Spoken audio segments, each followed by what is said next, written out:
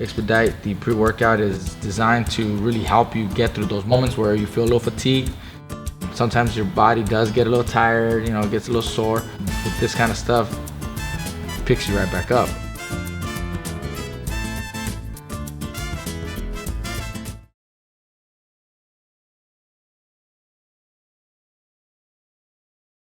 Take it away. Vergil, congratulations, good fight. Thank you. So, boxing in the pandemic, how has it affected you? And was anything different or weird in camp, or were there things that you normally do that you weren't able to do with this COVID thing going on? Well, to be honest, it's like I'm on lockdown all the time when I'm in California anyways. The gym is literally in the backyard of RGBA camp house. When I go run, I just leave the house and I run the trail that's right there. When I eat, I literally have a chef that, that cooks for us there. So I'm in the house all the time. There wasn't really too big of a difference. And there wasn't really anything to get used to. It was the same. When Shane was up, he had mentioned that it was a little bit difficult to get sparring partners. Was it difficult for you to find people to spar with? Was it hard to bring other people in? Because there's only so many people there at RGBA. And who did you spar with? It wasn't hard to get sparring, but the sparring that, like, specific sparring, probably, yeah. I mean, those sparring partners for me to spar. I sparred Hector Tanahara. I sparred Leo Ruiz. He fights under Mikey's promotions, and I sparred someone else. I don't want to offend him by forgetting who he was. Hold on, who did I spar? Oh, Marinas. Jackson Marinas. He's I think he's from Dominican Republic. Also a great fighter. But other than that, the sparring was great. I can't complain. And the last question is, Robert had to obviously step out. Your father, I believe, trained you since you were a little kid. Was there any concern from you with not having Robert tonight? No, to be honest, my dad. My dad pretty much, he's my coach. He's known me all his life. He's been in my corner this whole time. He knows who I am better than anyone else. And although I would have loved to have Robert in the corner, I'm still in great hands with my dad. He knows me better than anyone. He knows what I'm capable of, and he knows all the stuff I need to work on. He knows when it's time to turn it up and all that stuff. So, I wouldn't have it any other way. Okay. Thank you. We'll let some other people get in here. Thanks, Albert. Congratulations. Thank you. Thank you. We're going to take it away with Ernesto Amador. Go ahead, Ernesto. Hey, Vergil, first of all, congratulations. And let me start with this. What is your opinion about Samuel Vargas? Because he showed balls during the fight. Yeah. No, I'm glad he didn't actually show me them. But he's he was a great fighter. He's very tough. He could take a punch, and he was very smart. And in the opposite side, how can you describe your fight tonight? Tu pelea, ¿cómo lo describes? Si puedes hacer un poco de Spanglish. How do you describe your fight? My fight, mi pelea estaba muy, ¿cómo se dice? Interesante y con mucho emocionado. I don't know how to say exciting. Emocionado. Emocionado. And it was great. I felt like it was a very fan-friendly fight. I'm gonna watch it right now when I get to my room, and I hope everyone enjoyed it. And finally, you are ready to fight before these two horrible 2020 ends? Oh yeah, I hope that I can get another fight, and definitely that's the plan. And against whoever, I'm ready for anyone. Thank you, Vergil. Congratulations again. Thank you. Gracias. Thanks again, everybody. Again, if you want to ask a question, raise your hand. We have a few people who are ready. We're going to take it now with Rigo. 1 second. Vergil, congrats on another knockout victory. Thank you. You made it no secret. You going after those big names, Errol Spence, Manny Pacquiao. Looking at the promotional companies, it could be difficult to make. What is it that you have to do, or Golden Boy has to do, to get you those fights? If it's not Errol Spence, Manny Pacquiao, is it possible to get a Keith Thurman, a Danny Garcia type of fighter? I believe so, because my ranking is already high. It's only a matter of time before a sanctioning body of the belts just says I'm a mandatory for someone for a belt, or they're gonna make me fight. Eventually, these guys are gonna be forced to fight me, whether they want to or not. I'm not gonna take any prize. Like, oh, I don't want to fight you. I'm gonna pay off. Nope, it's great to get money like that, but it'd be more of an investment just taking the fight and opening up more doors. Realistically, who's the number one at that list? And how do you say, like, number one in the welterweight division? Yeah, no. Realistically, who's your target? Let's say, the dream match. I know you mentioned in the past the dream matchup will be Errol Spence and Dallas Cowboys. But if is he the number one target? I would say that there's three of them. It's for me, they're the big three in the welterweight division: Keith Thurman, Danny Garcia, and Porter. I believe that those fights are probably the most how do you say logical fights to make. They're not necessarily champions right now. They can't pick and choose who they want to fight. And I just think that they're interesting fights to make. I think that everyone would love to see those fights. Lastly, being, headlining Golden Boy's return after dealing with those COVID situations, what does it mean for you as a fighter, for your legacy, to be that first fighter to come back? Oh, it means a lot. I'm glad that they entrusted me with this fight. I knew that they were gonna put me in with someone hard. I specifically tell them I don't want an easy fight. I want to be put in there with the best. I need all the experience that I can get. This guy proved that he can take me to the second half of the fight, went to the 7th round for the first time. And, I'm happy that they believe in me. Thank you, Vergil. Thank you. Thanks, Rigo.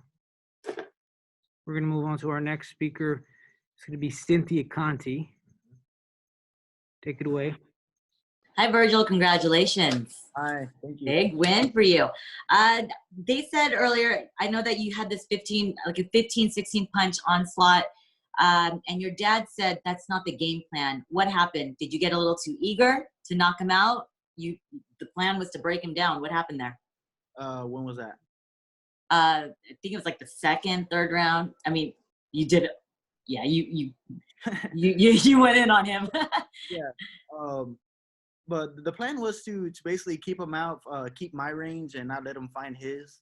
And maybe I thought I had him hurt. I don't really remember, because I thought there was plenty of times where I did like 15. But, the plan was just to keep him out and to not let him get comfortable inside, because that's what his game plan was in the first place, to try to make me uncomfortable. And so I just had to make him feel like he didn't know what to do. And to do that, I was supposed to keep my range. And I guess I might have got a little sidetracked. He is a veteran, and he showed his tactics. And you see, he didn't go down. What did you know? Are you drinking Coca-Cola? Is that your little treat for today? It's all right. No one saw it. You deserve it. But what did you find that was difficult about him, that you couldn't get him down until towards the very end? The only thing that was difficult was that he could take a punch. I mean, I could hit him anytime I wanted to, literally. But he could take a punch, and he had a hard head, not going to lie. And, his arms were big. It was at sometimes it was kind of hard to hit him at the body, because, he did have some beefy arms on him. But, I mean, other than that, it was just that he was tough. That's all I can say. Did he burp in your face? Because I saw that on Twitter. He did? He burped, and I'm like, dude, come on. And he said, it's that chicken. That's what the fans need. Like, that's cool. All the fans heard that. And different. It was fun. And then on your post-fight interview, after you just left, Sergio Mora said he would like to see you in with your Dennis Ugas. If you don't get the 3 that you want, would you be game for that fight? Definitely. Ugas is a very talented fighter. I feel like he's very underrated in the welterweight division. He probably beats a lot of these guys. I would even say he's probably in the top 3 or 4, including with the champions. And you know what? I would love to make that fight. I have a ton of respect for him, and I'm sure that he would like to fight as well. And lastly, when are you going to grace us with your IG live again? Thank you for playing Enter the Sandman for me by Metal.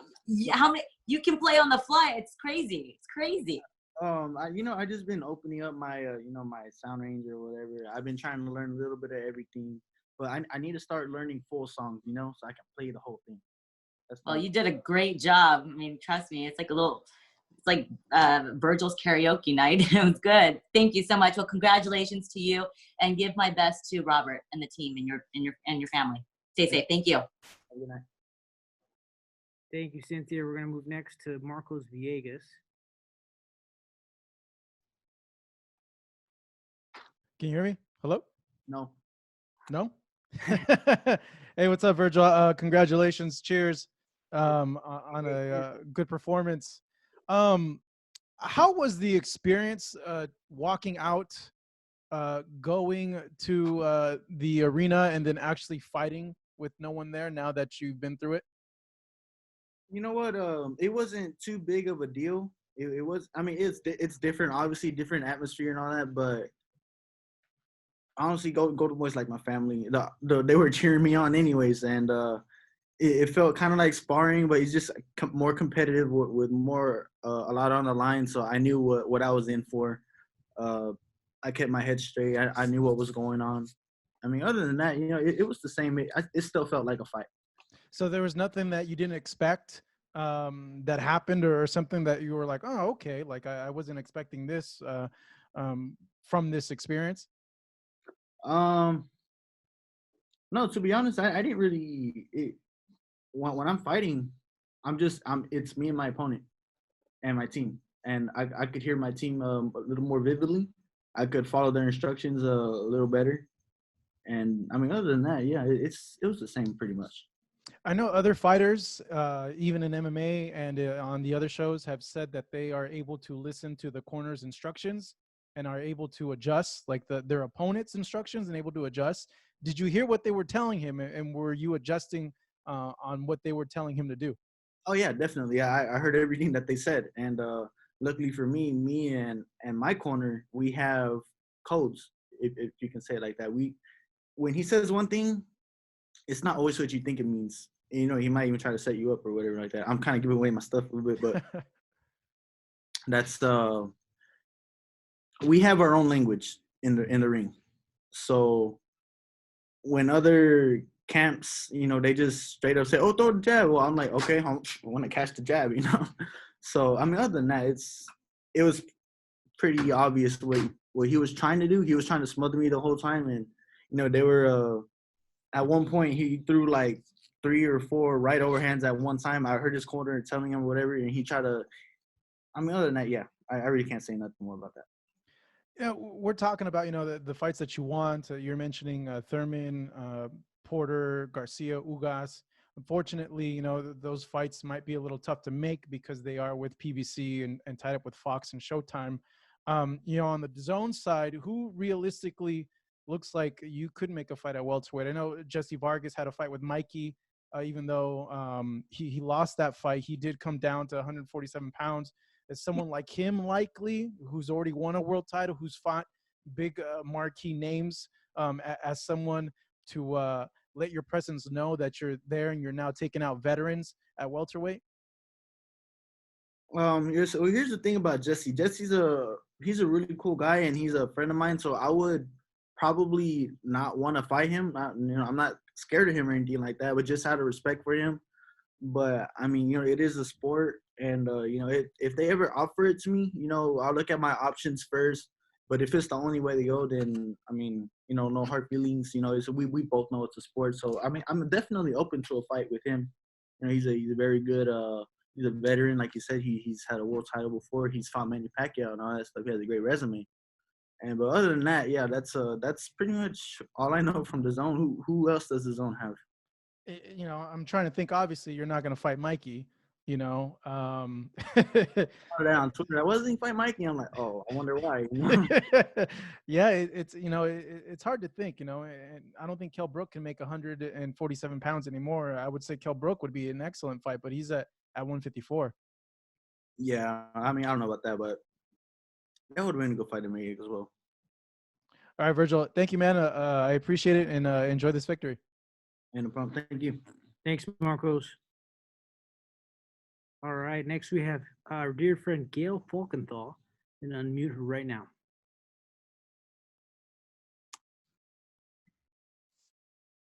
We are ready, Gail. Congratulations, Vergil. Thanks so much. Tell us a little about what the hell happened with Jack Reese and what was going on. It was a little difficult to figure out what he thought he was seeing that looked, frankly, to a lot of us to be legal. What was the interaction like? How did you guys leave it by the end of the fight? So basically, it's what he told me was that when I spun him, I spun him, turned him, but at the same time he was kind of coming towards me, and I moved out the way, so it looked like I kind of forced him into it, but I just used his momentum against him, and he turned around.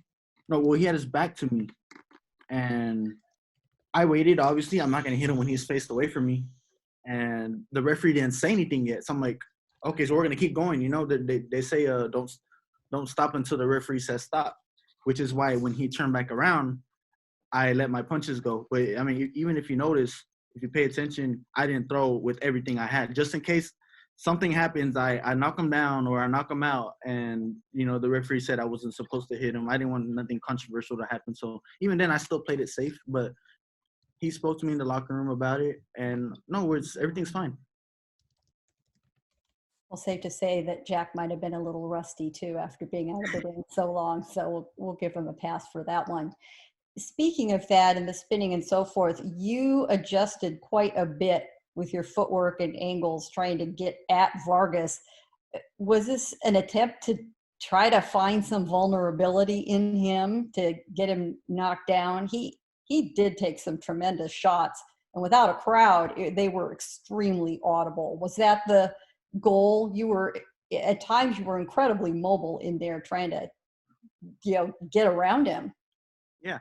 I think I was kind of trying to, in a way, try to prove to people I'm not a flat-footed fighter. And some people say that, oh, he's flat-footed, he's going to get beat by anyone who just uses their feet or whatever. That was just a little taste of what I can do that I haven't needed to do. I could have done that to that guy all day, but that's not what I needed to do. I needed to keep him out the entire time. I didn't want to get timed and get hit or something. So we just I stuck to my game plan. I showed a little what I could do just to be free in there, And other than that, yeah, that's how that was. And finally, following up, Albert asked you a little bit earlier, not having Robert in the corner. How was it having your dad back after him being out of the corner for a while? I mean, it's great. He's always giving me advice in the corner, regardless if he's the chief or not. But he's the one that's giving me the mitts pretty much 90% of the time. He's the one in my corner when I sparred, along with Hector Beltran, who was also in the corner when I fought today. And those guys know me the best. I've known my dad all my life, obviously, with my dad. I've known Hector for a long time too, since I was an amateur, and they've been in my corner this whole time. So I mean, the chemistry's there. We know each other. We know what we expect, and yeah. And have you heard from Robert since the end of the fight? Not yet. I haven't had a chance to look at my phone yet. Okay. And Gabe, a question to you, if you want to answer. How does the Golden Boy team feel about how things went tonight? Your first outing, things had to be very odd, not the normal routine for you guys. How do you rate tonight's card from your end? We'd like to, touch base and see how everything went out internally and do a full report with everyone on the ground who was part of it. But right now we can tell you it was a 10 out of 10 for us. It was a really good event. There was an issue, obviously, with the co-main event, but these things happen. You saw what happened with the Robert Garcia situation. We took care of it. We found a solution. So what this shows is that Golden Boy can deliver competitive, good fights as long as it's done correctly and in such a way that is safe for everyone involved. So we're very happy on behalf of everyone at Golden Boy. I only have one complaint. Did you really have to show us Oscar getting that nasty swab up his nose? I mean, come on. As our leader, our CEO, he's got to set the example, I guess, but man, I don't know that we had to see that. That was ugly. Thank you very much, Vergil. Look forward to seeing you back again, and thank you, Gabe. Thank you very much. And we'll have our last question or our last speaker, Abraham Gonzalez, and then we'll end. Hey, Vergil, congratulations on your win again. Hey, thank you, bro. So do you think that because he was so difficult in there that the left hook to the body wasn't available as you may have wanted to land it earlier in the fight? You know what? I kind of knew that, you know, there's certain fighters that you can just tell how their defenses are and how they carry themselves, that I wasn't really going to land it too often. I had to go to the other side. I had to go from the front. And, you know, you just got to improvise. See, this is what I work on in the gym. You can't just be good at one thing. You got to be able to do everything. Yeah, absolutely. Now, you're a guy that you just keep growing. It's not that you're fat. It's just that, you know, you're growing. No, seriously, like you're growing. You know, you're a muscular guy. 147 as you eat the pizza, right? At 147, is that realistically a weight class that you think that you can stick to within the next 12, 18 months? Or do you think that 154 may very well be the class within the next 2 years? I can definitely stay 147 for a while. I was at 140, 141 in the amateurs for like 5 years. Okay. It's not that big of a deal. I am growing, but I also just got into this division like a year ago, so I should have no problem making this weight. Okay, and I'll get a title. And you know, and I put out an article earlier this week because I've been kind of following you since, you know, Belasco days, when you were fighting in that theater, and you were handling your business. And I was telling people that, you know, that you were the next guy, you know, and I tweeted out earlier that I think, me personally, a fight between you and Thurman is, you know, styles make fights. That would be the perfect fight. What do you think of that fight? Honestly, that's the fight that I've been wanting for maybe like 2 years already. Like you said, I feel like the styles match up really good. You know, some styles don't work good. They're boring. But me and Thurman, our styles, they complement each other. You get me?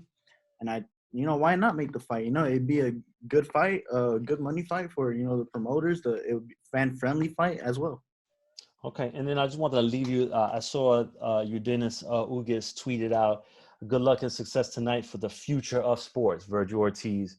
What's your reaction to a fellow 147 that could possibly be your opponent, as Marcos mentioned earlier, down the road?